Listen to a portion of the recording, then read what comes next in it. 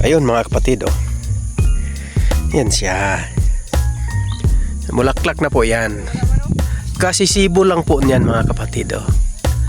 Kasisibo lang, no? So hindi pa talaga siya nagbuka.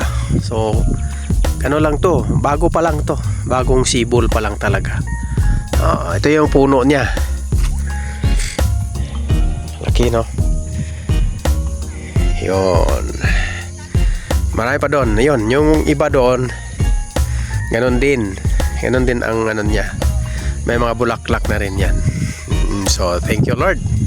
Sa wakas, sa 6 na taon na pagtiyaga natin dito sa aming munting sakahan ng durian ay namulaklak na siya, no?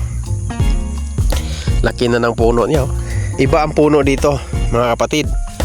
Dahil napakalamig ng klima dito, kaya yung puno niya ay mayroong tumubo na mga parang ano, parang ano ba, lumot.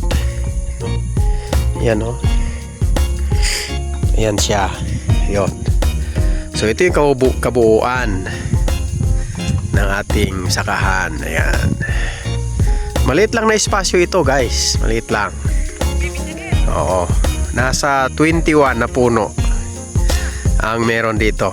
Ayan. So sa ngayon, fully maintained na ito. Itong area na to. Dahil dito na nakatira yung aking kapatid, eh. Dito na siya nag-focus. Ayan yung bahay, oh. Doon sa unahan. Yan. Ito rin, guys, oh. Ayan, oh. Meron na rin yan. May sumibol na rin dyan, oh. Yan doon banda.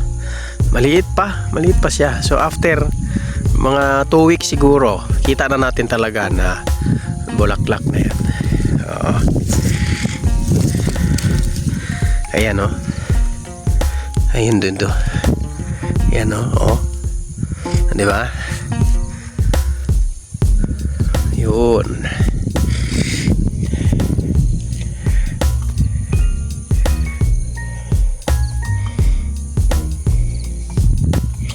Tara, ikot pa tayo sa lugar, buong lugar nitong ating sakahan. Ayun, ito rin, no, guys. Ito medyo ano na talaga to. Medyo lumabas na talaga yung kanyang bulaklak. Yan, oh. Medyo nauna ito. Medyo nauna yan, oh.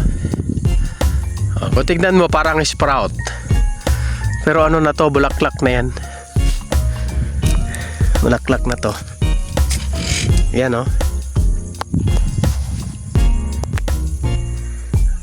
Yan, guys. Diba?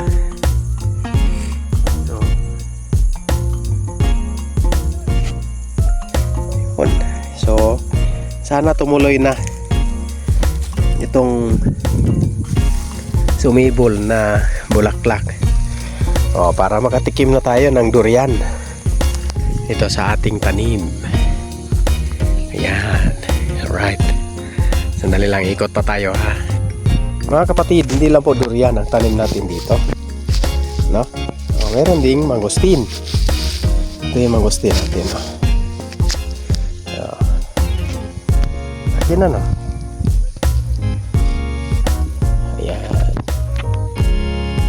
Medyo ano na. Ganda-ganda na yung tubo niya.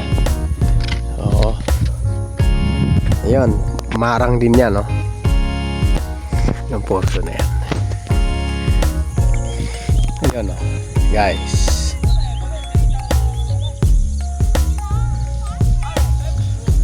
Ganda ng view.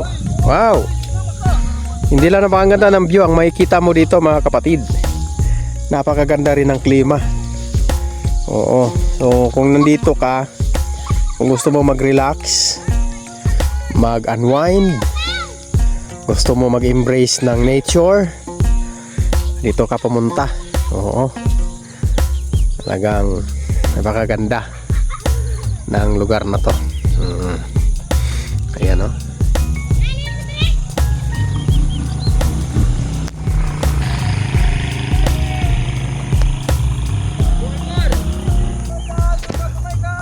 Oh, shout out.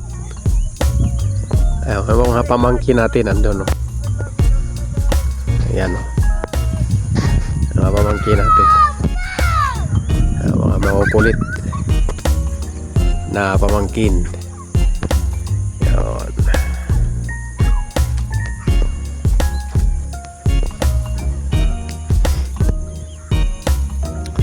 Yun mga kapatid, maraming salamat sa inyong panonood sa ating video. Hanggang dito na ang ating vlog.